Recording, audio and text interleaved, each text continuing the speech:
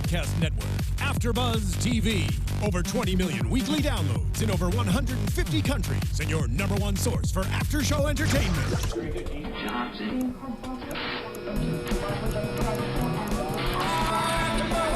AfterBuzz TV, the destination for TV superfans. Producing after-shows for over 300 of your favorite TV shows.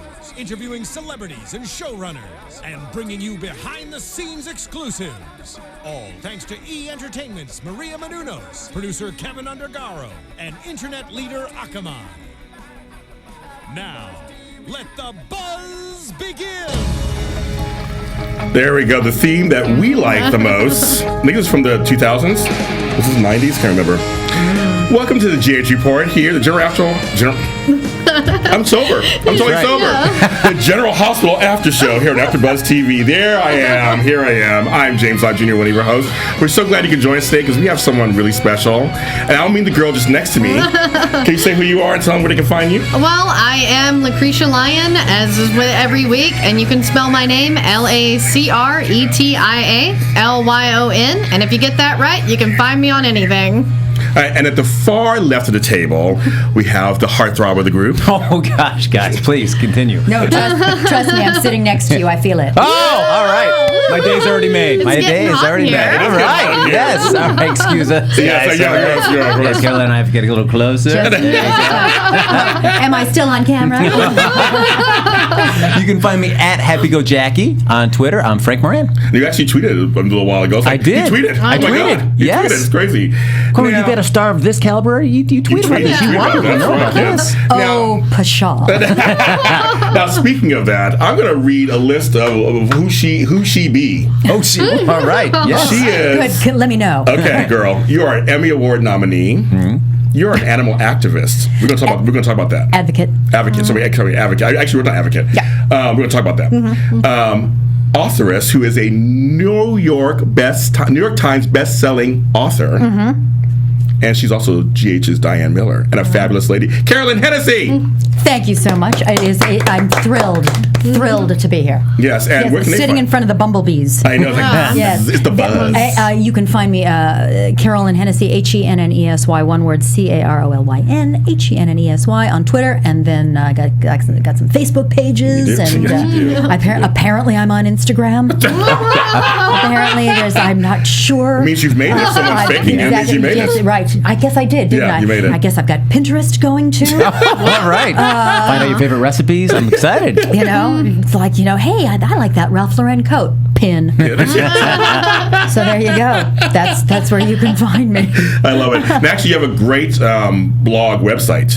I do. I do. I like that you have some great stuff on there. Yeah. And great design too. So look at the design part. That was Lenny Applequist at Fremantle Media. Oh God. Yes, Fremantle Media. It's Fremantle Media. Yeah, it is. Fremantle Media. Oh God. You said his name though. You said his name. So Lenny shout out. So Lenny Applequist, find him. Find him. It's free something. There you go. Something. Okay, so now you can follow us on Facebook. We have a Facebook page. It's the GH Report, of course. And then on Twitter, use the hashtag, and we always say this could be ABTV GH Report, the GH Report. Just make sure GH Report is in the hashtag and use it. Use it, please. We're so happy to have you here. I'm so thrilled to be here. Thank you for having me. You are just a woman of many talents. Thank you. And one of the things, before we go into our recap, you wrote a book about Damien Spinelli. You have to bring that up. It's part of GH. That's the thing that actually landed me. It landed at number 10 on the New York Times bestseller list. So that's what I put. I put it on my acting resume. Oh wow! Just in case everything falls flat in the room, it's like let me lead with a talking point. Here's a tidbit of interest if the audition falls flat. Yes, the higher ups at General Hospital. I guess this was 5 years ago, 2010 into 2011. That was Jill Farron-Phelps, Bob Guzza, who, by the way, I love. I know maybe the fans, whatever. But here's the deal. He created Diane Miller. We love Bob Guzza. Okay, I heard that. Okay. Jill came to me one day. She goes, I want you to write a book because of my Pandora series for children. Yes. Great series. Thank you. They thought, well, she can write coherently and people I'll buy it. Yeah. So she came to me, and then Bob said, "This is what I'd like," and go. So instead of it being a kind of a linear, long-term novel arc, it's basically 16, 17 stories, each one about one of the main or two of the main characters on the General Hospital canvas from the viewpoint of Damien Spinelli as the Jackal. as the Jackal. So it's very Dashiell Hammett. It's very, she walked into my office with legs that went up to her neck, and there's a lot of, there refers a lot to the heaters and the rods and the, it's the gumshoes and all that kind of thing. Yes. So it's there's a lot of really fun stuff. Well, you and Bradford Anderson just have the greatest chemistry. I mean, these two characters are so the day that they make Spinelli, Diane Miller's long lost son, will be the day that I get to retire. The day that I retire in joy. Wasn't there rumors about that actually? The fans want it because of this incredible love-hate relationship.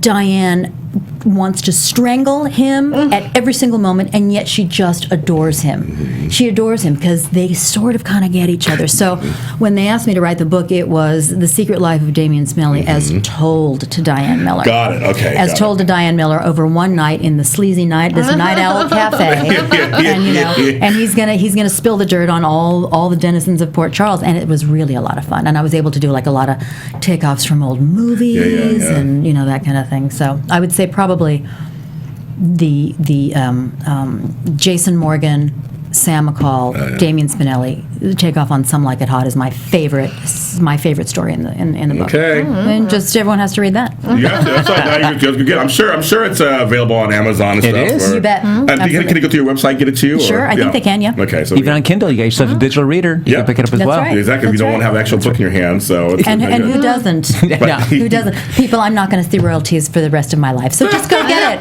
Go get it. Don't worry about keeping me. Oh my God! So one of our fans, Taylor Gray, have a live chat going. Says, "I hope Shelley Altman and Gene Passanante are listening."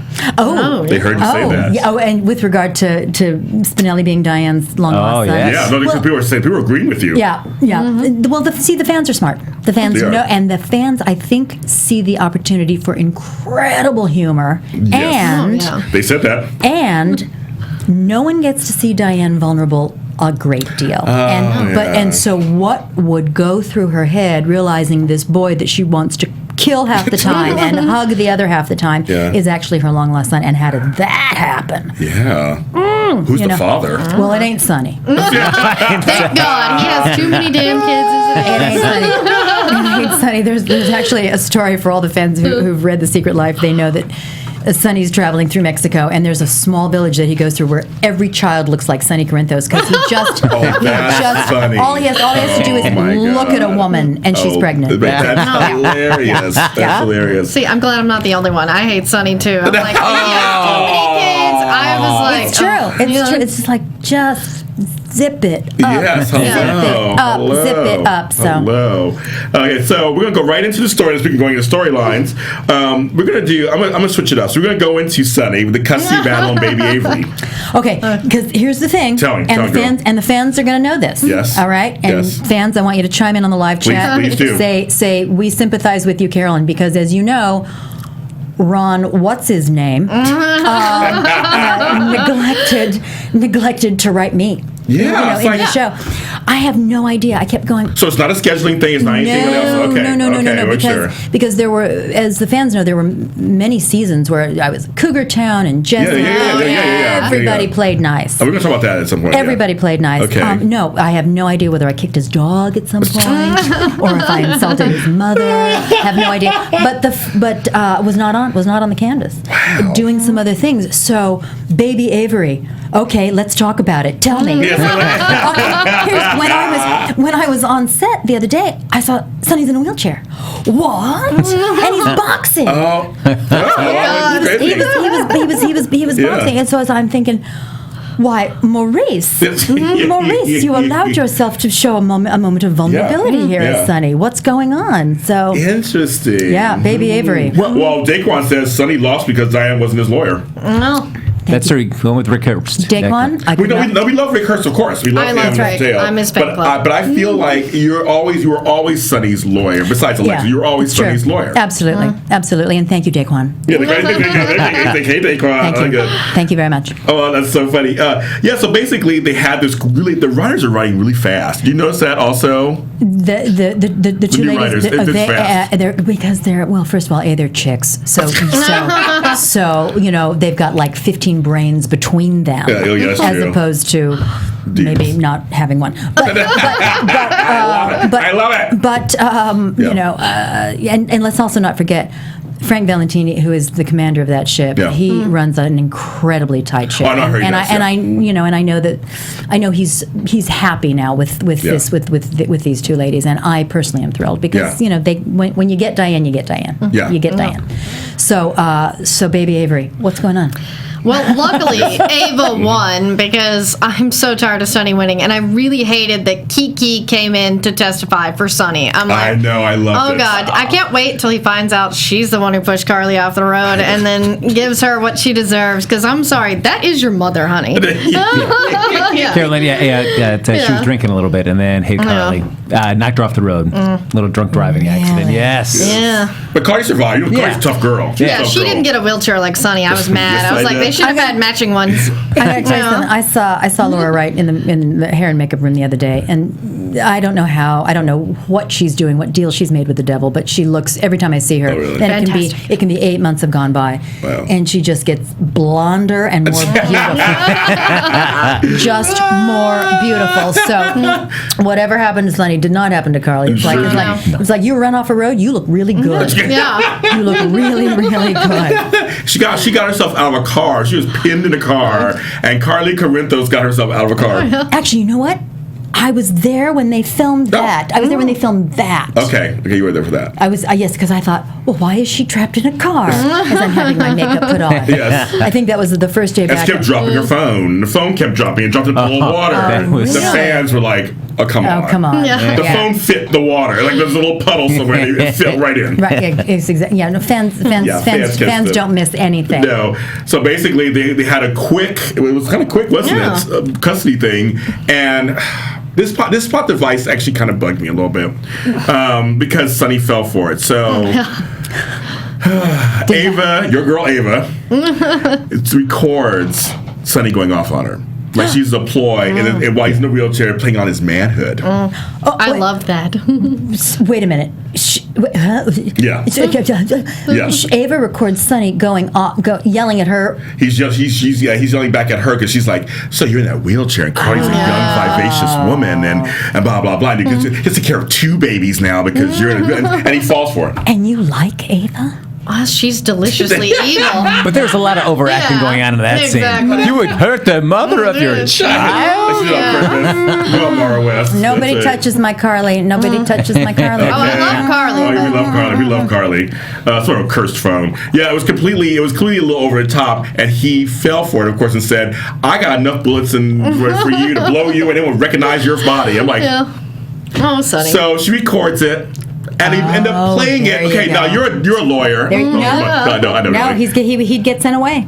Well, not if Diane were defending him. No, that's what they're saying. Yeah, so what happens is they play it, and it isn't admissible. It isn't admissible. They let it go through.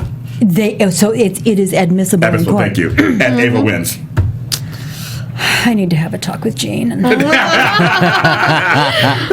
need to get that decision reversed. Yes, somehow. You got to come in because Rick can do his job. Obviously. Oh, believe me. Oh, but Diane's back. Yeah. Yes. Diane's back. We saw you briefly. We were happy about that a few weeks ago. We were Diane's so happy. Back. Yeah. In fact, and I just filmed. The day before yesterday, or a couple of days. Nice. I'd been gone so long. I walked around to everybody saying, "Hello, I'm Carolyn. I'm new. I'm new here. I've never been here before. Hi, I'm new."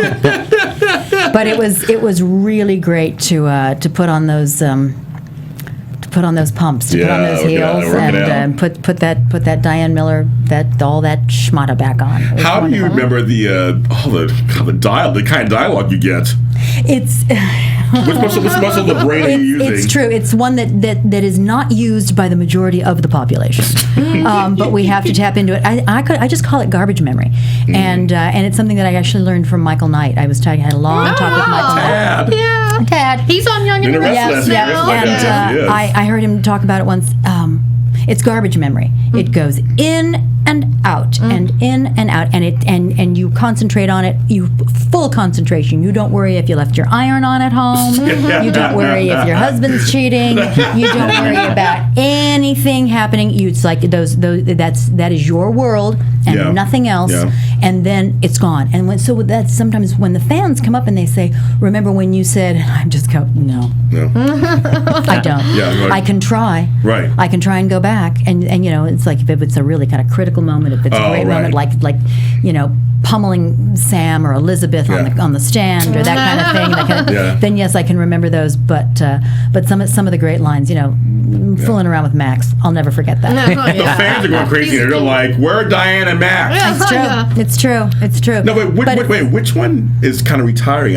Which brother? I can't remember. Deet or Dirk? I can't remember. Like one of them said they're actually phasing themselves out. Probably Dirk. Because he has the business on the side. Yeah, he does. He does. Yeah. But Drew, Yeah. Drew. Beautiful. I'm not really seeing a Diane and Drew though. I mean, Diane and Drew. Diane and Milo. Yeah, Milo. Diane and Milo. No, I'm not seeing that. So. Yes. Well, Epiphany's probably a lot to say about that. That's right. Remember, we forget about that. She mentions off screen. They showed off screen. So Epiphany has him right now. That's the new super couple. That really is. Yeah. So you guys, overall, how do you feel? I mean, so Avery's going to Ava. I know. It's just like. I don't know how long they could keep this up, especially if Paul is trying to get Ava to be doing more stuff against Sonny. I feel like it's a short term thing. You think so? Yeah, okay. I think so. Okay, and you? What do you think? Of course, I hope not, because like I say, Sonny has too many kids as it is. Yes. Could we at least maybe go back and say, Carly, switch the DNA test, and it is Morgan's? Give Morgan something else to do. I mean, he needs a life. But he does. I know he does. Yeah, give him the kid. Get a kid. I mean, surprisingly, I thought. I mean, certainly I'm not a lawyer, but I thought during the custody of that, as I looked at Karen, I'm not a lawyer, but you play one on TV. But I am. Yes, that's right. Yes, I've got some legal advice I need. But that the judge would award custody to Ava, given her background as well. Why not there be some third party? I was thinking the court would do that. See, I thought they would do it too, actually. I thought a third party, because they're both screwed up. Yeah. The kid's better off with wolves. I want someone to name me a third party in Port Charles that isn't screwed up. Yeah, that's Besides Diane. Yes. Give the kid to Diane. They question your morals because you work for the mob a lot of times. But other than that, you're fine. Other than that. Well, they should question my morals. Actually, no, because there's very little that Diane will not do for a buck. But that's true. But she truly does believe that everyone deserves their day in court and the best defense possible. And the best defense possible is Diane Miller. Yeah, I mean, brain tumor worked for a serial murder. The brain tumor and a mayonnaise jar. Yeah. That was one of my favorite moments. It's like, oh yeah, how ridiculous can you get? Brain tumor. Brain tumor and a mayonnaise jar. It's like, and just sold the hell out of it.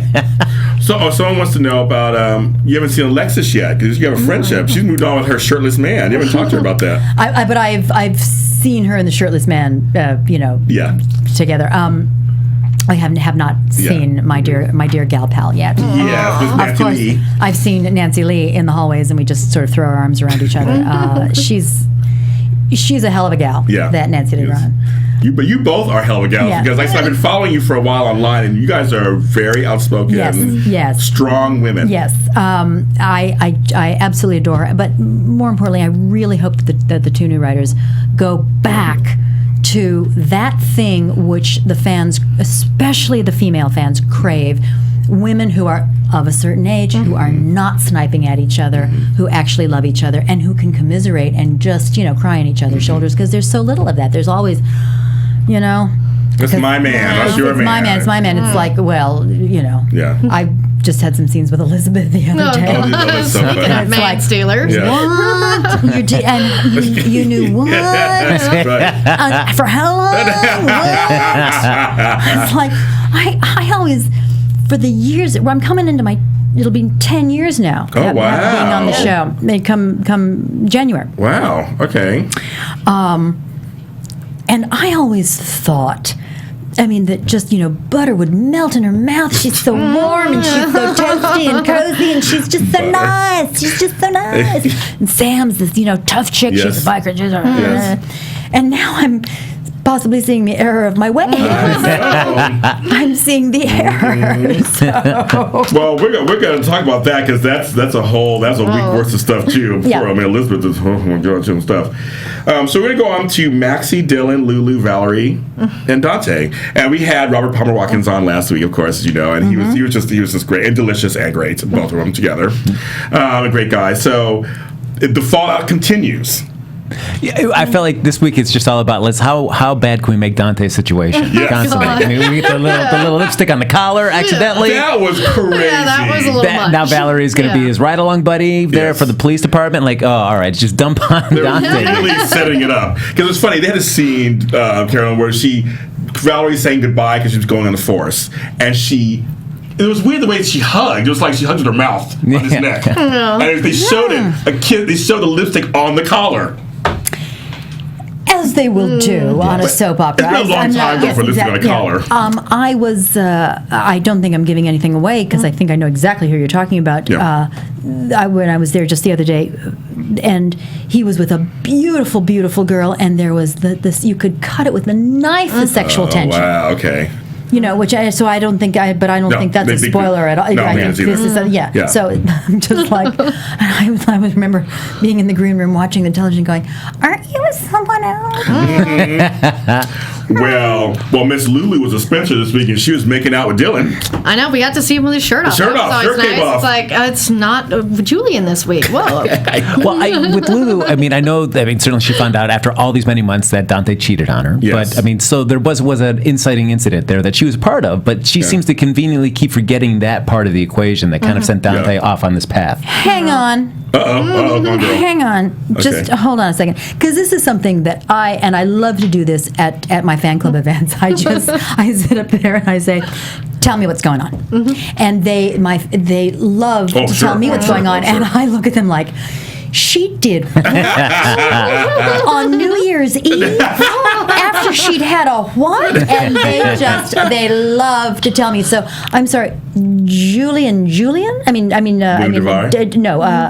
Julian and who? Lulu? No, he's just always got his shirt off. He's always naked. He's always naked. Well, I got to tell you something. He looks great. I've seen William DeVry in the hallway. He looks pretty good. There's a reason the man he needs to have his shirt off and keep his shirt off. Even backstage, he's not allowed to wear a shirt. He needs to come to work with a shirt off and leave the building with his shirt off. That's all I have to say. And I got to tell you something. One of the nicest guys ever. But we'll have him on. He's funny on Twitter.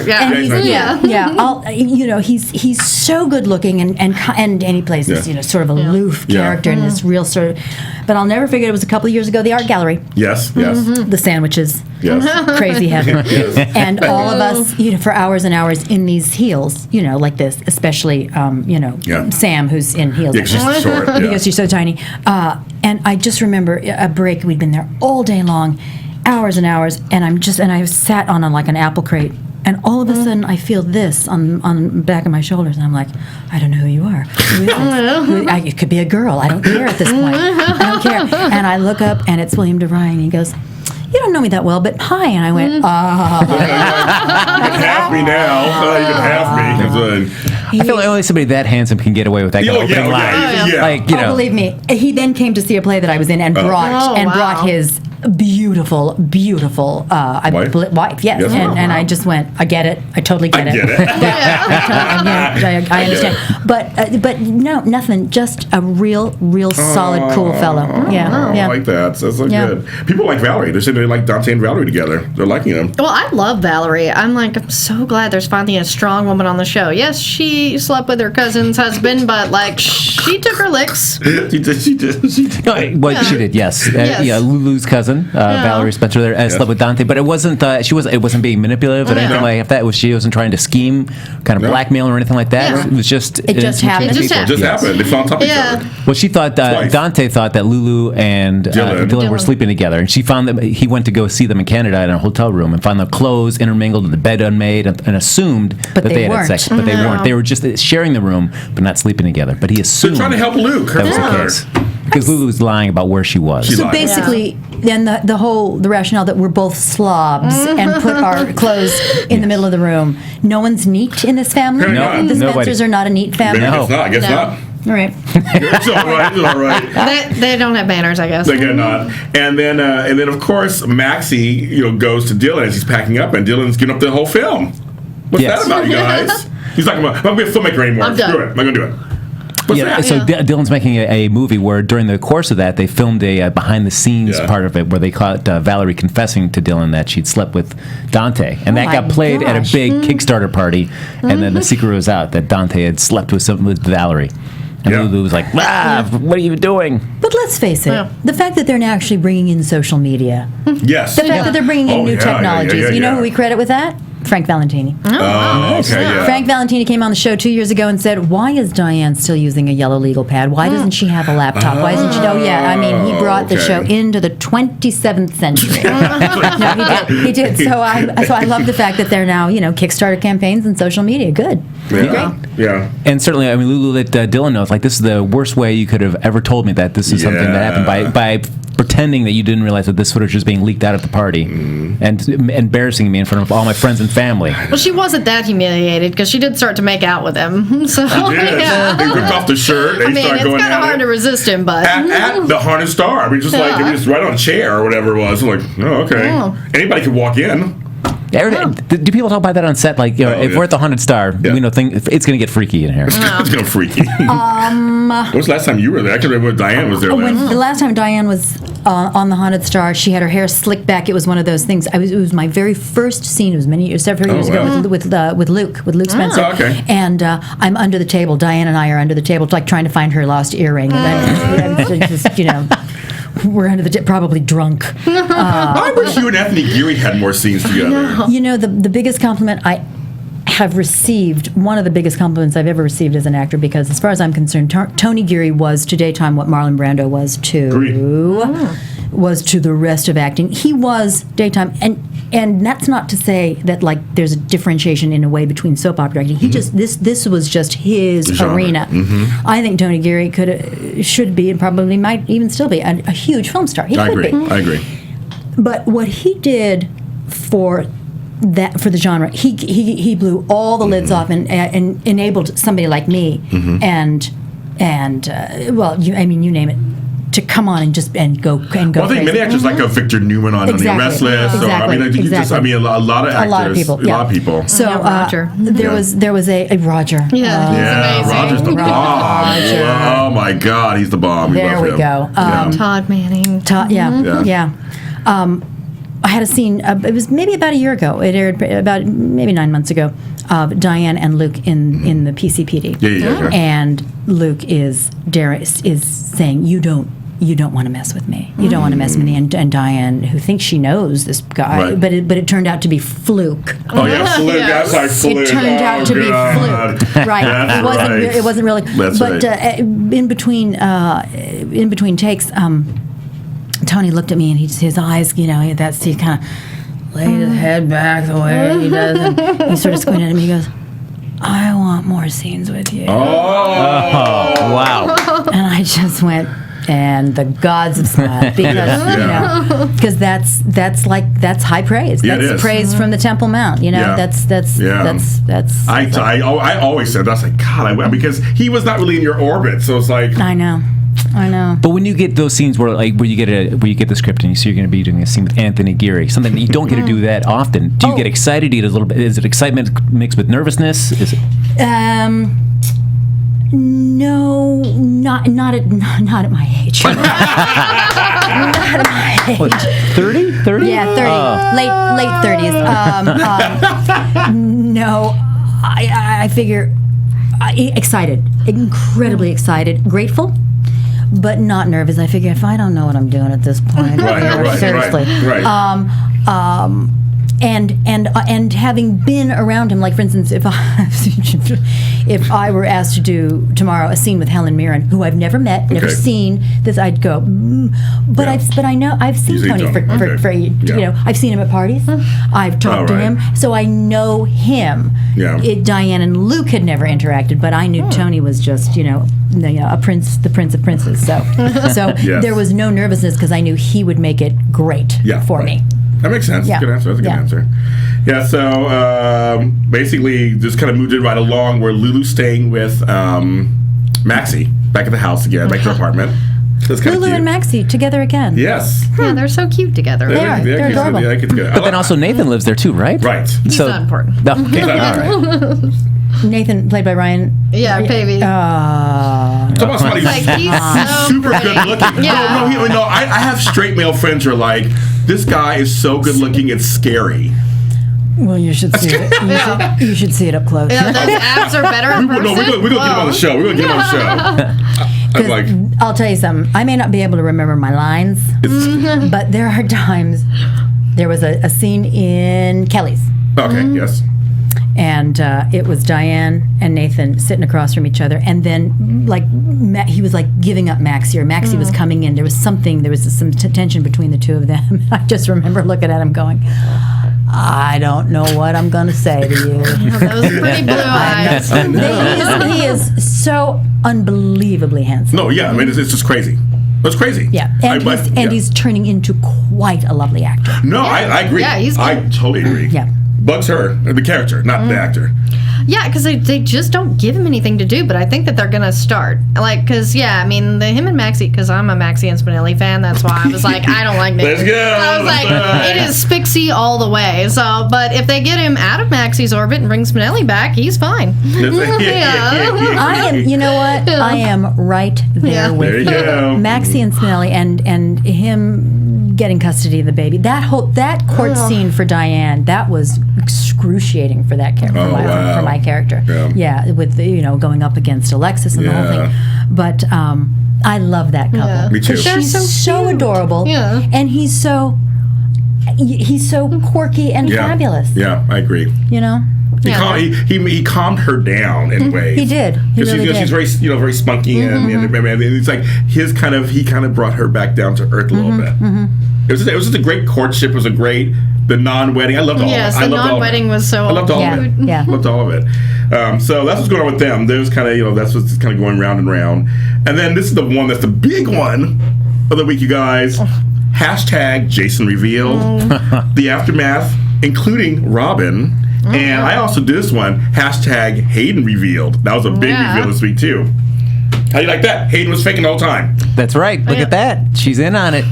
She's not faking the whole time. No, she knows what's going on. This I actually do know. Okay. Yeah. Well, I love Rebecca. Rebecca Buddick. I love her. I'm glad they're giving her work. I love her so much. Oh my God. I loved her and all my children. I love her. I love her. Well, I guess to jump back when we the first time that you were back on a little bit a few weeks ago, there was Spinelli, and you're seeing Sam, and you're having that big conversation with Sam and Jake at the time before you knew it was Jason there. For you, I mean, that's the first time that you have not seen. Oh yeah. No, I hadn't, and the only thing I saw was the small little cocktail on Sam's finger, being married to Patrick Drake, and it's like, what are you doing? You said you were kind of like, what are you doing? You're the Harley chick. Right. You belong on Sons of Anarchy.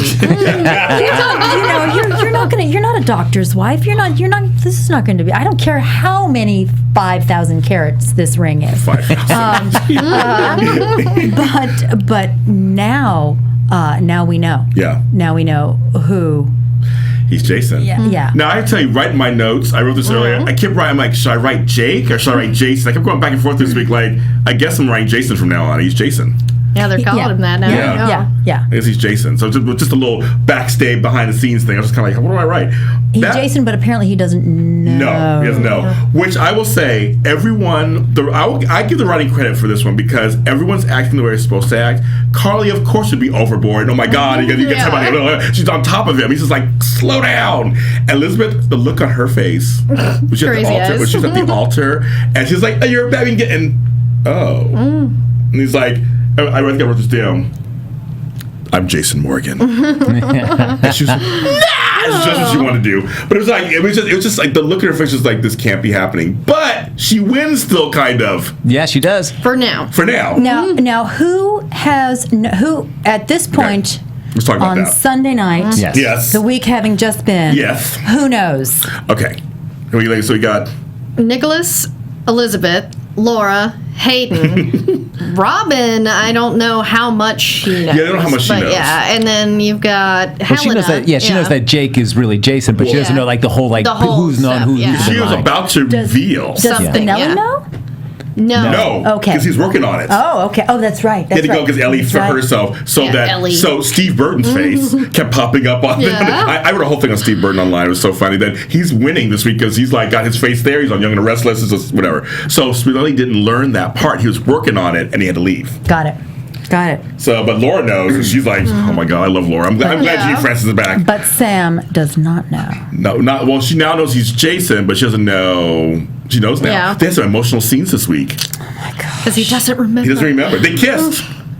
They kissed. And he said, he goes, "I remember." But I know. But he doesn't remember. But I know he's been staying with Elizabeth. Yeah. Yeah, Sam is very desperate to try to if I just kiss you, that's going to make all the memories flood back into your head, and you're going to remember that you're Jason. You're going to remember our love. So they kiss, and it doesn't work. It doesn't work. The prince is waking up Sleeping Beauty. Yeah, so I was thinking, I'm like, okay. It was kind of crazy. I just thought this is an interesting story because he doesn't, they're telling him who he is. Like when he went to go see Sonny, because Carly's like, you got to go tell Sonny. And I'll give you points. Maurice Bernard's performance, I even wrote this down, that scene where he realizes this is really Jason, he's in the wheelchair, he's just emoting. There was no dialogue. It was so amazing. I almost started crying. Yeah, I love Maurice, but yeah, I was just so glad that Jason was like, yeah, whatever. Yeah, just like, I don't know, just like, I was like, remember you. oh, thank God they're getting the Quartermaine tweet right now. That's the big thing, Carolyn. Is he going to be a Quartermaine or is he going back to being a Morgan? Well, who's going to pay Diane the most money? Okay, there you go. That's There you go. really what it is. You know, Maurice is very interesting. He can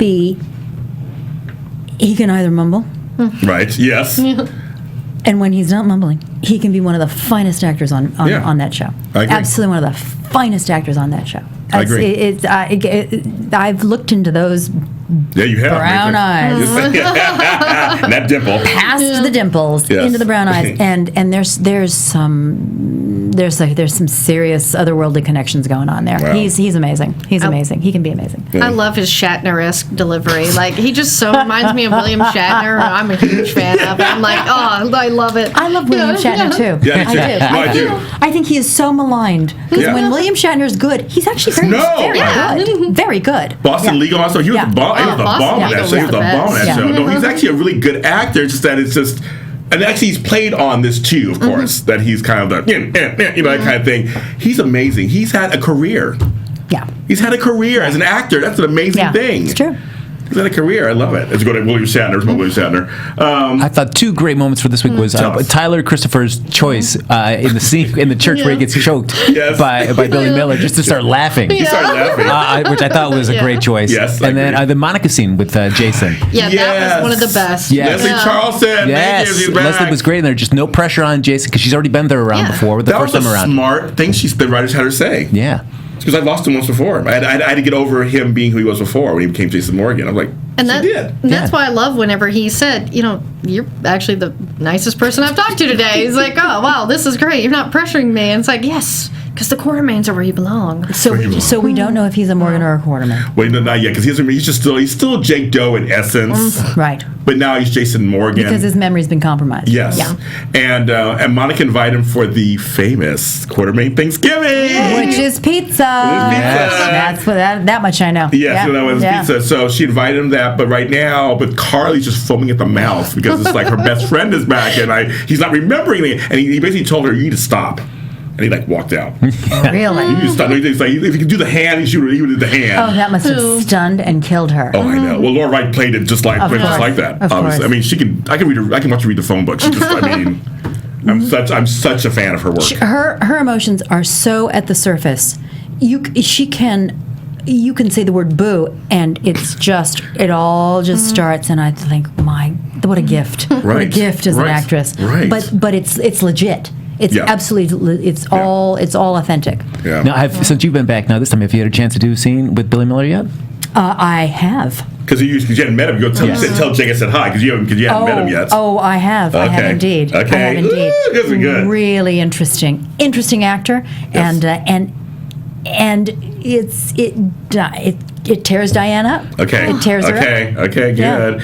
Yeah. People are saying they're talking about Thanksgiving for the Quartermaine. They're excited. Stormy Wood says she cried with Sam. She was fantastic. Kelly Monaco really did deliver this week. I think she did a great job. Just kind of all her emotions were coming. And Patrick, gotta give Jason Thompson some credit this week. I'm like, he went through this with his own self with Robin coming back with Sabrina. So he knows exactly what this means. And he's trying to hold it together because this time, now he's on the receiving end of it. I mean, the writing is just beautiful about it. Like, he's on the receiving end. But the only thing is, if he actually heard any of the conversations that Sam is having with Alexis or with Jason, I think you'd realize, like, all right, I got to let this go. I got to walk away because this is not going to work out for us because she has just professed how much her and Jason are supposed to be together. No matter what, even when he was supposed to be dead, I knew that he was still out there.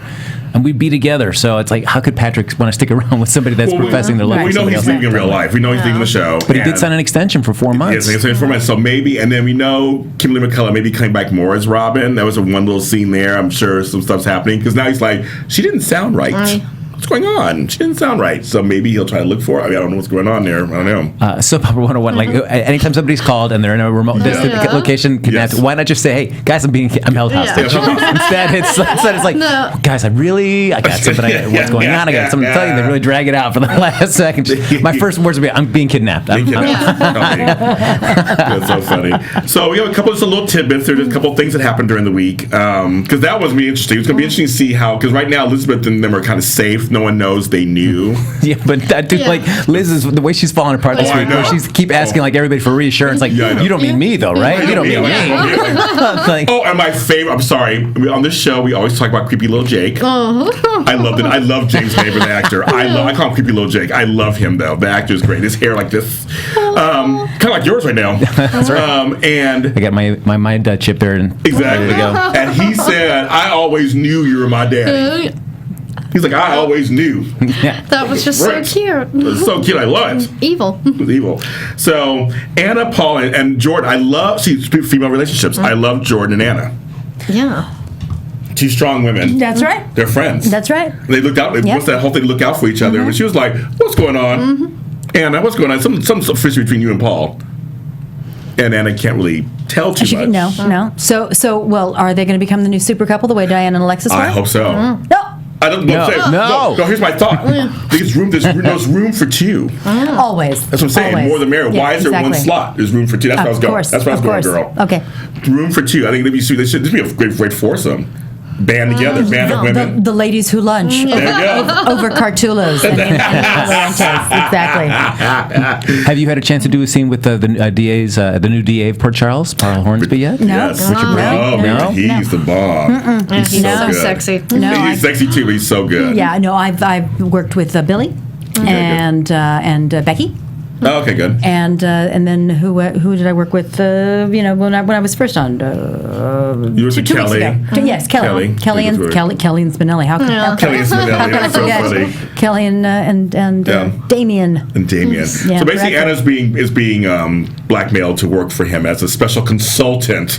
Yeah, because she's no longer the chief. She's no longer the commissioner. Well, she it's Jordan. Somebody. She's the commissioner now. Jordan's so they at least put another woman in there. Yes. And Jordan's fantastic. And she's lovely. Yeah, great, lovely actress. I enjoyed working with her. Hope to have her on too. Vanessa Antone. Hope to have her on too. I'm in with the GHPR department, so we're gonna get everybody on. I still question Paul's kissing tactics. The way he goes in for a kiss. He kissed Ava. Yeah, but the way he just like wants to he just so like want to eat your face kind of kiss. It's like, nobody wants to kiss Diane except Max. Aww. Yeah, see, Paul and Diane. Yeah, that Paul and really? Diane. Yeah. You think so? Oh, yes. Paul, That'd be interesting. Everybody should want Paul and all the ladies. I don't get it. Like, Diane is sitting right here. That's right. But everybody should want Paul. No. Everybody should want Diane. Lacretia, I think we need to talk about the fact that everybody should want Diane. Okay.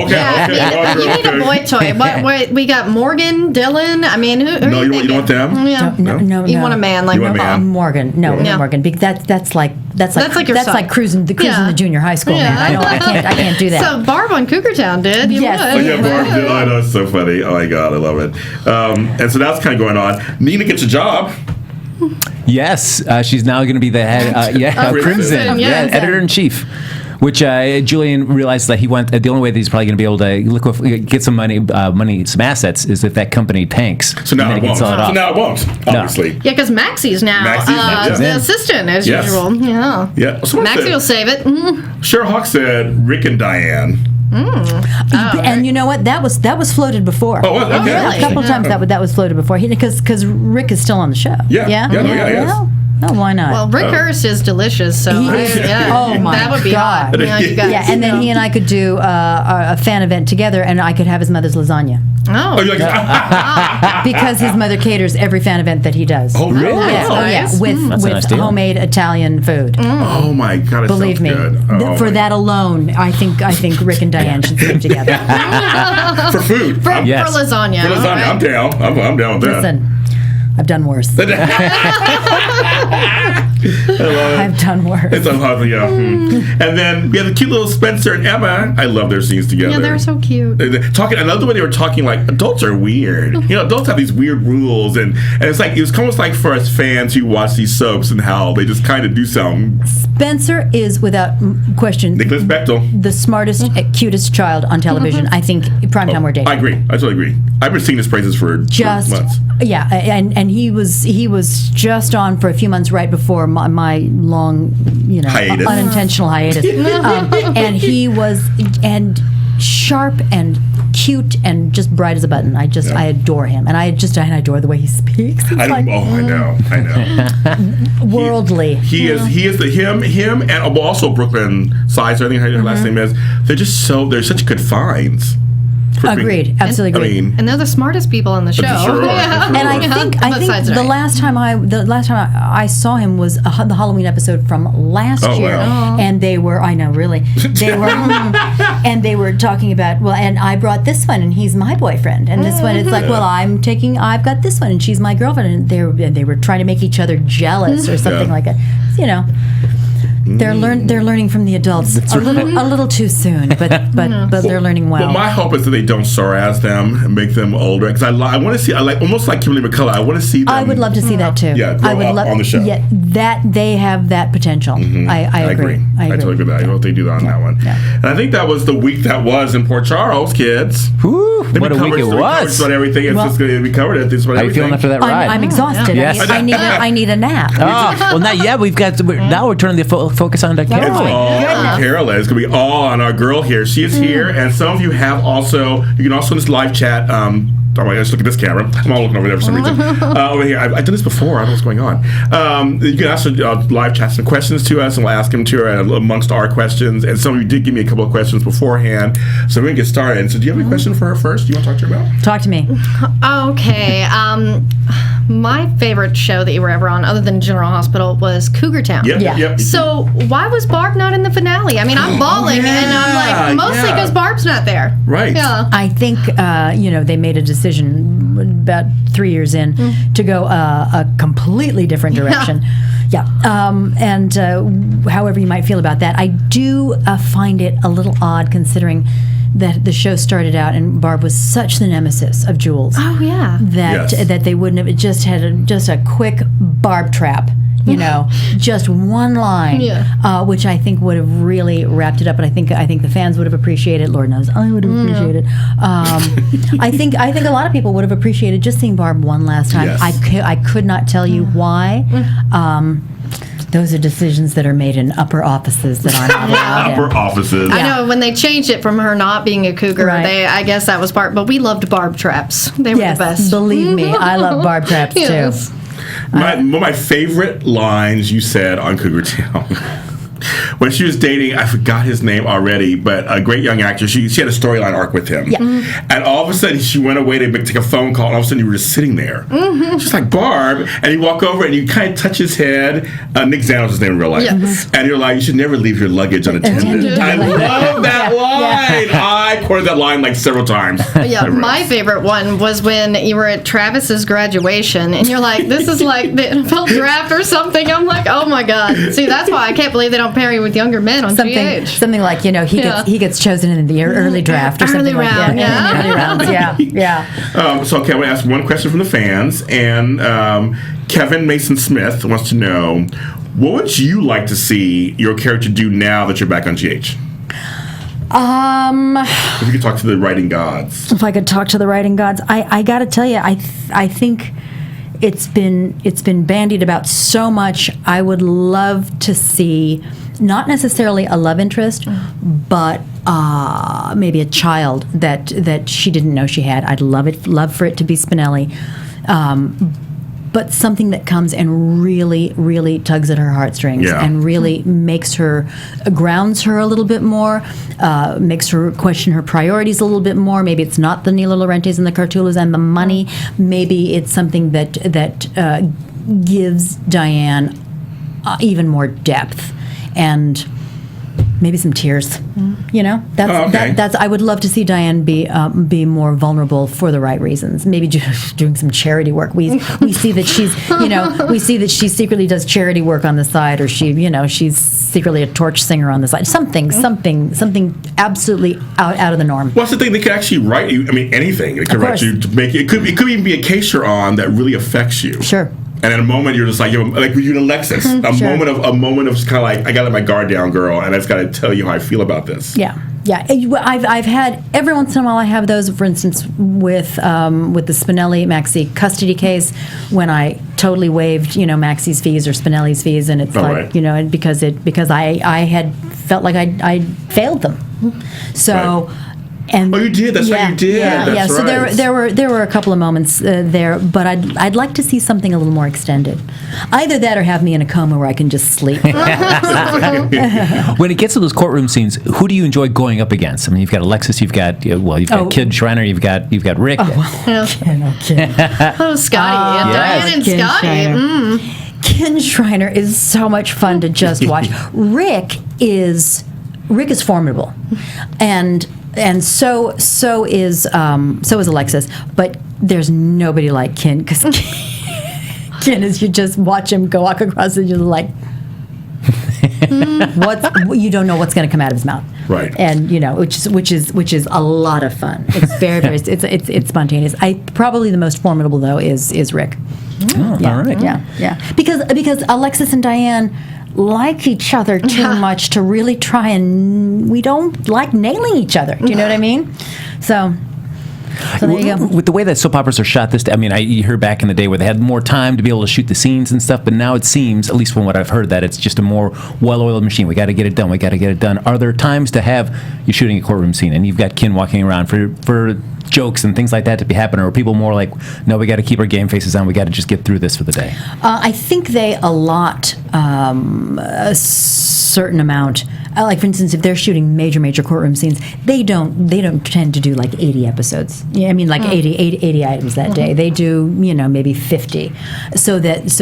Because they are so dialogue heavy, and and they're so specific, and you've got to make sure you get the numbers and the names and the dates and everything correct, and all this legalese.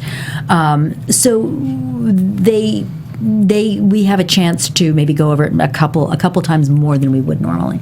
Yeah. So now, Amanda Pedal wants to know, what is your favorite thing about Diane? I'm sure you love her, right? I mean, that's your girl. She's my girl. Are you kidding? Yeah. It was. I mean, the fact that Bob and Elizabeth Cordy saw something in her and kept bringing her back, but it was kind of a communal effort in terms of creation. Okay. I love the fact that ultimately, at the end of the day, her moral compass does point north. She's absolutely straight up about the fact that she loves money, because you know what? A girl's got to take care of herself. That's I don't know where Max is anymore. Max, God love him. Yeah. He sort of completes Diane in this way, but he's not a brain trust. No, he's not. But the fact that no one really gets the better of Diane, including Sonny, and the fact that she knows she's got the balls to stand up to somebody like Sonny Corinthos, and with a sense of humor. Yes, with a sense of humor. That's very true. Her sense of humor. Cheryl Hawk wants to know, this is a good question, actually. Do you have a backstory on Diane? Like, we don't know where you dropped. Kind of just came into Port Charles. You have your own? They tell you one? No. They didn't give me one. And yes, I do have one. Oh, okay. What is it? It does involve a lost child. Okay. It involves it involves no marriage. Okay. It involves growing up extremely poor and not in a big city. So interesting. And having to really scrap her way through law school. Okay. You know, but with parents that kind of put her on the right direction, but again, very poor, which is why she loves the tangible things. She loves the finery. She loves the finery. But what her parents did give her was a straight moral compass. So yeah. Any question for her? I know we've talked about Diane's love life all day long, apparently, but who would you rather see Diane with? I mean, you got, Julian, if you want to fight Alexis, Scotty, Rick, or, a boy toy. Yeah, because I would love Scotty. I know, if you think about Diane and Scotty, I know. She would become probably so frustrated with Scotty Baldwin that she would either tie him up or smack him a lot, which she would probably enjoy. I always, but this is just me. I always wanted to see Diane and Luke together, but that would have meant Tracy. Ooh, Tracy. I know. Of course, that could have been a great scenes. Great scenes. You and Jane Elliott. Oh my God. Yeah. Gosh, because we've established Diane so much as this as a bit of a cougar who likes her younger men. I don't know that she wants somebody. Diane doesn't want to have to go and talk law. She talks about law all day. She wants somebody who really makes her feel very sensuous and she sort of sexualizes her and makes her just feel and Rick's mind is it's cogs and gears and wheels up there. It's not flesh and blood. Julian's kind of and tell me about the new DA. Who's this new DA? You like him. He is bad. He's been on Desperate Housewives. Well. Good actor. Yeah, okay. He was on Chuck too. He's the villain. I know exactly who you're talking about. Okay, him. I'll take it. I'll take it to go. Done. Order of one. So I was supposed to know, are you left-handed or right-handed? I am right-handed. Okay, so when they want to know that. All right, there you go. Why does it seem like I'm quirky enough to be left-handed? I'm left-handed, kids. That's right. What influenced my family? I'm ambidextrous. Oh, look at that. Me too. Yeah. Big words like that. That's right. Mm-hmm. So now, Carolyn, you've also, in addition to TV shows and films, and you've also done a lot of digital stuff as well. I know you had a chance to do a web series with an episode of that with my friend Chris Alvarado, Siblings. Yeah. And then you just did the I Doritos. love Chris. Yeah, Chris is great. He's terrific. Yeah, I do. I've got a web series now called These People with my very, very dear friend Zach Hugg. Season 2 just dropped, and that's actually out there looking to be picked up. Yeah, it's a wonderful web series. Siblings, amazing. You just did Doritos, correct? I just Doritos. Yes. Everybody. Swipe the right. Everybody, swipe to the right. Swipe to the right. Vote for it because, forget me. Doris Roberts is in it. Oh my God. Doris Roberts. Okay, so Doris Roberts is the kicker and the capper, and she is so funny, and this needs to make it into the semifinals. Okay, we're going to do it. Vote, and then vote. And by the way, and then vote some more. Yes. Okay, swipe to the right. You can find it. Let's see, it'll be up on my fan page. I guess you guys can. You guys can put I'll it up. take it. I will totally share it. We will totally share it. I just did a wonderful arc on a series called Youthful Days. Yes. Yeah. I know you did. I know some people on there. Yeah. Yes. Yeah. Which is wonderful. And you talk about shooting fast. General Hospital, maybe a couple of takes, unless we get it in one. Youthful Days. Yeah. They're shooting like 50 scenes a day, and it's like it. Let's move on. What? Yeah. Because the script is 500 pages long. Oh, wow. Yeah. So my girls, Mr. Archer's on it. Trishelle Styles. Yeah. Brian James, the lead actor. I'm going to have him on one of my other shows. Actually, he is. Yeah. He's a personal favorite of mine. Yeah, I'm going to talk to have him on one of my shows. He is amazing. Yeah. Just give him a nice calm sedative before you have him. Because good to know. Thank you. Talk your ear off, really? and you're mesmerized. Okay, good. Because he is energy plus. Oh, good. Energy personified. Yeah. Oh, that's good. That's good. So I'm doing a lot of really interesting web stuff now because it's the wave of the future. Yeah, it's really. Yeah. I mean, it's not necessarily going on to like a traditional show or a film or anything like that, but more up and coming people, just emerging talent. What do you enjoy about doing that? Working with people that are just kind of coming up. There's the guerrilla aspect that I love. There's the down and dirty kind of aspect. I want to mention one other web series that I'm on. It's called Acting Dead. Okay. And it is everyone should check out Acting Dead. I'm right. I'll be sharing it. Yeah, I'll be sharing it. It's so funny, and I play Dr. Ivana Wurster, and it's what it's about is yeah, seriously, it's about the fact that zombie series are they're just de rigueur. They're part of the zeitgeist now. And if an actor can't make it in Hollywood, turn yourself into a zombie, and then you can work. So this is funny. It's this medical procedure that turns you into a zombie so you can get work as an actor. Oh, that's hilarious. Yeah, very funny. I love that. Very funny. Carolyn Topol wanted to ask you, and this is actually a really good question because you have so much dialogue, especially on GH. Do you have any input on it? Any improv going on? Yes. Oh, there is? Okay, there is. I'm thinking you and Spinelli. I'm sure you and Bradford Anderson, or you and... Gosh. Well, what's interesting is with Bradford, because Bradford's monikers for everybody are so specific. They are. Bradford almost can't improvise. Oh, okay. He's got to say... brusque lady of justice, or the fair-haired goddess, or the blonde one, or this. I mean, he's got to sort of stick to all of these things. But I can. And they allow me. It's because there are no cue cards and there's no teleprompter anymore, and there are no earbuds, and you can't walk over and say. I love you too. You can't look and read the tea leaves. You just can't do that. So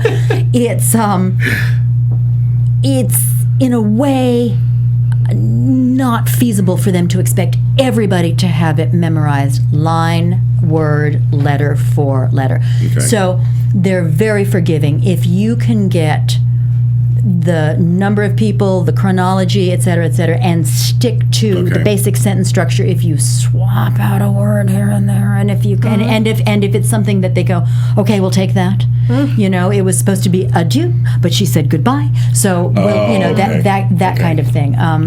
So yeah, they allow that. They also have a really lovely way of writing in.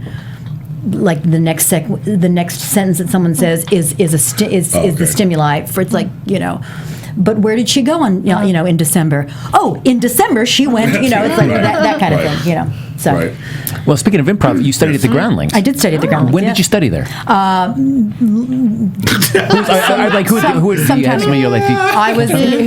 were my classmates? Yes, Chris Kattan, Sherry O'Terry, and Will Ferrell. Oh, nice. Yeah.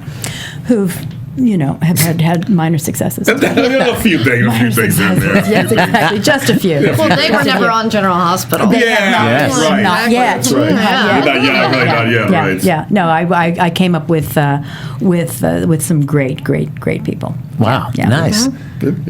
So anyone who wants to figure out that, you can figure out when I was there. Yeah, exactly. But I was very young. Yeah. You were ahead of your time. I was truly. Well, you do an amazing Southern accent. I've seen you on so many things, but I was just surprised to find out you weren't from the South like I am. So who's your inspiration for your Southern accent? For instance, on like if you're talking about revenge. Mm-hmm. Yes, exactly. You're great on that. Yes. My inspiration for the character of Penelope Ellis on Revenge is I'm going to date myself here. Has anyone ever seen Hush Hush Sweet Charlotte? Yes, I have. Okay. Thank you. Yeah, girl, I'm with you. I told you I'm with them. Thank you.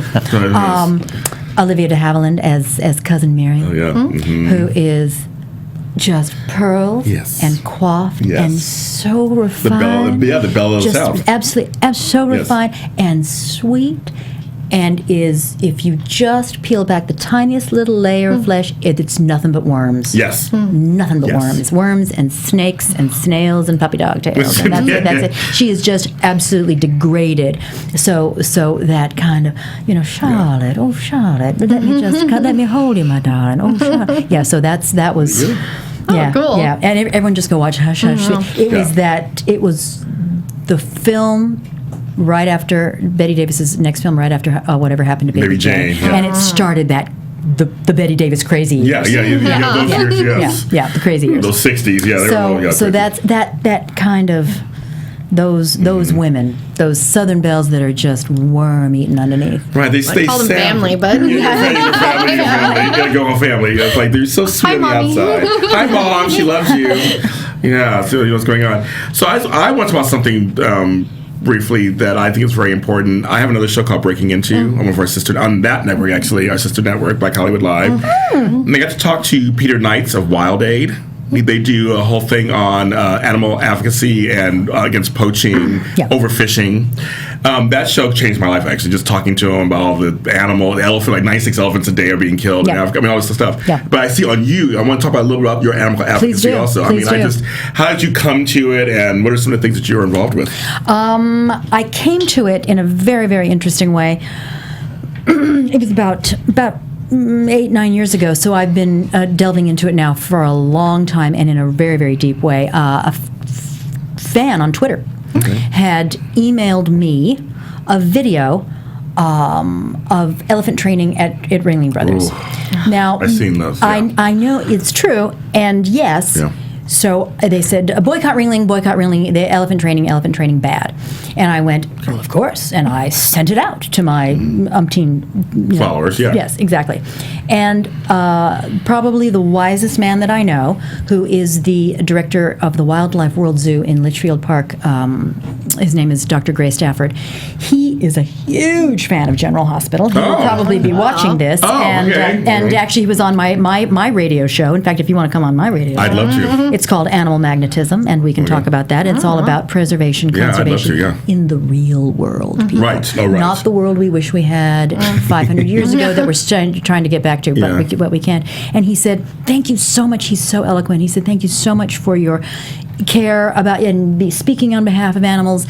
We so appreciate it here in the zoological community. You should know that particular video is 35 years old, that this and they do not train like this anymore, and they don't do this, and they have the best breeding program because we're losing elephants in the wild, and so they're doing it. And so Ringling, not as bad as, not, great, but not as bad. And I went, oh my God, I did that thing I did that thing that I hate when people do, and is that I spoke without knowing all the facts. And so I started a dialogue with Gray Stafford, and I said, I need you to educate me, because I have people who are relying on me. People, if you have any kind of a voice, people out there somehow think you know what you're talking about. And again, I take that responsibility very, very seriously. So I have educated myself. I have educated myself on why, for instance, blackfish is a smear campaign. And people go, what? Mm-hmm. It's like, no, I'll tell you if you want to know, because I have talked with people. I have been there. I have traveled on my own dime. I've been to SeaWorld. Dawn Brancheau, who was killed by television, her family. I know the people, and I know what's being said on the other side. Good. I know that every millimeter of footage, of training footage in blackfish, is 35 to 50 years old. And see, maybe your viewers don't know this, but what's being passed off as what they do today is an absolute lie. It's an absolute lie, and that's the same as if we go to a doctor today, and we're gonna condemn a doctor for what a doctor 50 years ago did. That when they're simply trying to do the best they can with the knowledge that they had back then, you can't condemn for going back in history. So so yes, I'm an advocate for places like SeaWorld, because I understand why, if this were 100 years ago, We might not need it, but we need it today. And as I say things like, nobody I know who is works at a zoo, works at an aquarium, wants to see any animal in a glass or behind bars. No one I know wants to see that. They would all like to see these animals out in the wild, doing their animal thing. Yeah. It is now absolutely imperative that we have places like zoos because it's all, there is no wild. I know. Going to be 9 billion people on the planet by 2050, and where are these animals going? We're killing them. I know. So that's why the other organization that begins with a P. It's why they do nothing for animals. They honestly don't. Right. And we need modern zoos and aquariums because should there ever come a time when we are able to actually repopulate the wild, we've got these gene pools, we've got these specimens, we can actually take them out again. But there are no more wild spaces. We need modern zoos and aquariums. So so I have learned that, and again, I've traveled on my own dime, all Thailand, Cambodia, and seen firsthand. So I truly now understand this and understand the facts and can speak with tremendous specificity. And if anyone wants to know, they can visit, go to www.ubnradio.com and go to Animal Magnetism because, it's there. Believe me, I don't want to see animals in a zoo. No, yeah, me too. Yes, I have to say, nobody I know wants to. Right. But now it's not. Now we don't have a choice on this planet anymore. Yeah, so that's what I learned too. I think about this planet. It's a great little analogy. It's the only spaceship we've got. Oh yeah. It's the only little spaceship we've got that we know of, and the rivets are starting to pop out. And pretty soon it's going to. It's true. And places that are doing their best to conserve and preserve are running around trying to put those rivets back in, but they're popping out faster than we can put them in. So I need help. We all need help. So that's my that's my animal advocacy standpoint. Thank you. I love it. Seriously, I mean that's what we were talking about too. We were learning about that kind of stuff. It's sad because there is no wild anymore. That's what's going on. And there's so much ignorance, because I'm an advocate for SeaWorld as well and zoos because I know people who work for these organizations, and where I'm from, we have the largest big cat rescue. So I've always been interested in animal activism and did a lot myself in Dallas with Paws in the City. So it's good to hear other people speak out. And certainly somebody like you who has a much bigger voice that, hey, they're not the ones doing the wrong thing. It's the organization that begins with a P. Yeah, it's true. I mean, let's just. If I'm going to bring the room down, but I'm going to do a little truth telling here. 98% of the animals that PETA takes in every year are euthanized because the creed of PETA is better dead than in captivity. That includes my dogs and cats, your dogs and cats, and that's insane. Pictures. We'll pull the place from Sarah McLachlan. Exactly, it's true. The American Humane Association, please give to those. Oh yeah, they're good. I had a chance to work with them for the Hero Dog Awards. And so I went around. I was at the Hilton. I was there. Oh my God. I did some profile pieces of all the hero dogs that were there, and just I did the one for Harley, the emerging hero, and just learning about puppy mills and that situation was just rescue. Yes. Rescue. Adopt. Shelter. And guys, if you want a specific, Chiweenie, there are Chiweenie rescues. Yeah, right. You can find, and please don't go to breeders. Just don't do it. You can Google anything these days. Google places like this. Exactly. So that's my deal with animales. Yes, I love it. We love them. Now, on a whole another subject. Here we go. We can go from that to you, because I have to mention this because I loved you on it. When you showed up, I was like, oh my God, my girl. She's on it. True Blood. True Blood. Of course. Yeah. I'm sure you get noticed for that a lot. But people go, no, what? Oh. Yes. Oh, you were a bitch. Yeah. Yes. Rosalind wasn't a bitch. She was just hungry, and again, like Diane, I gave Rosalind a serious backstory, an incredible backstory. Ooh, oh my God. Yeah, I had an actor come up to me at one point and say, this was halfway through the season, and say, I've never worked this way. And I went, what way are you talking about? Getting paid a lot of money? What did you Because I know you, and I know you have been paid a lot of money. Yeah, exactly. I said, I've never worked this way. I don't know what's going on. I don't know what the story is. I don't know what my backstory is. And I just looked at this person and I went, as I clenched my hands, I said, make it up. You get to do that as an actor. That's your job as an actor. If they don't give it to you, make it up. If they don't like it, they'll tell you.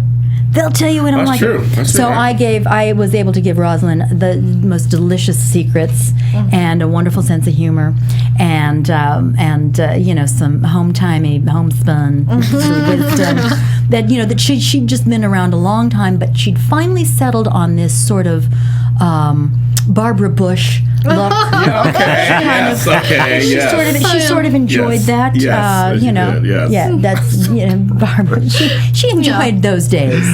She enjoyed the nice little the Chanel suits and the big hair. Yeah, that's what she was just sort of comfortable in. It's still like that in Texas. Yeah. But it's true. But I didn't realize that so much of the artifacts from every show get sold off. They get auctioned off. Oh, okay. And someone bought my fangs. If you have Carolyn Hennesy fangs, I'll buy them from you. Because I can tell you, they only fit me. Because they were made for your mold. They were made, and oh my God, that was so funny because, I had to sit for the exploding head. Oh yeah.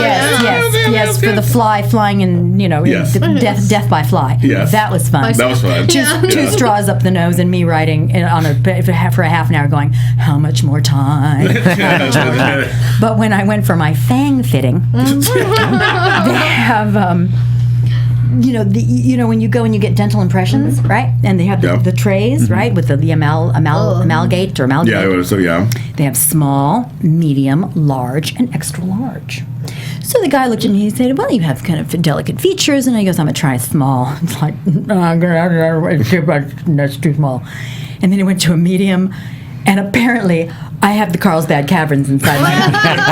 Because it was like, he goes, well, you're a large. I went, I got a big mouth. He stuck it in his like, okay. That's so funny. Three times to get those fangs. Anyway, they don't fit anybody else but me, so if you got them, I'll buy them from you. So mine fangs, back to her. Give me I just need my fangs. So, another question for her? Oh, let's see. Well, one thing I know for you talking about your Pandora novels that you've done.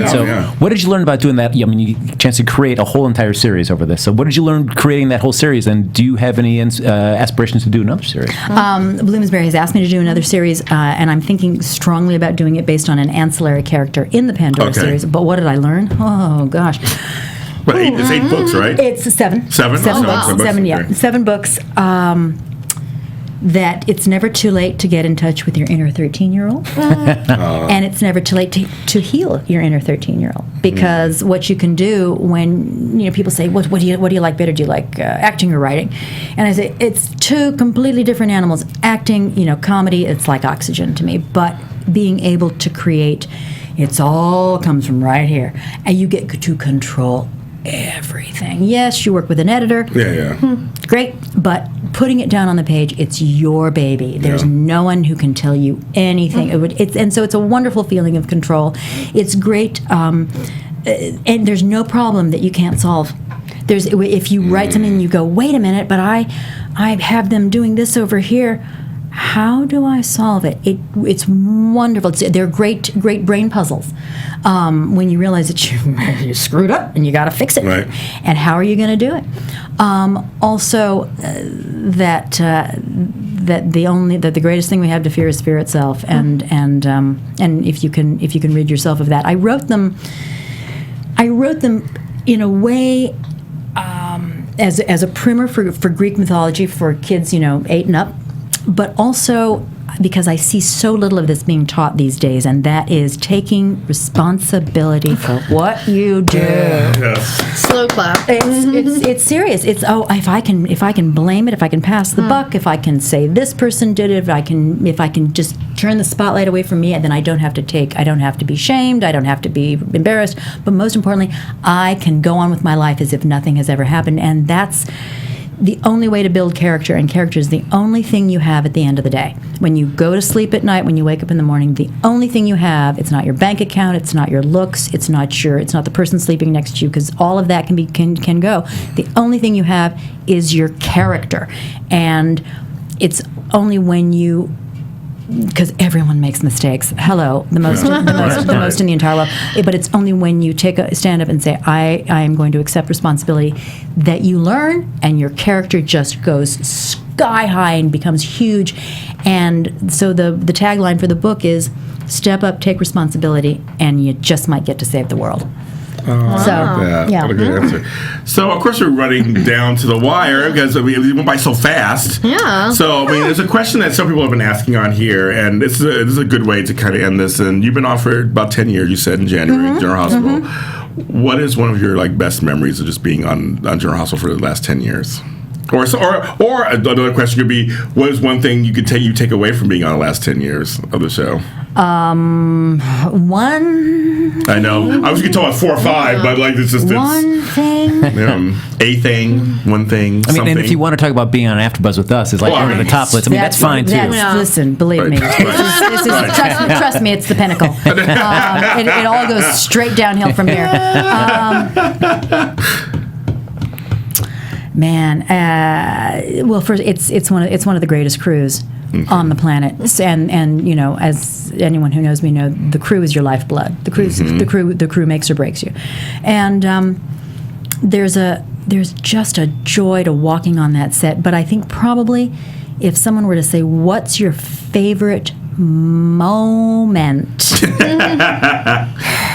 It's either Alexis walking in and Max's leg is up behind her. Oh, yeah, that's right. It's either that or the entire run of Alexis and I on the plane, in the car, in the biker bar, and the joy, the fun that she and I had.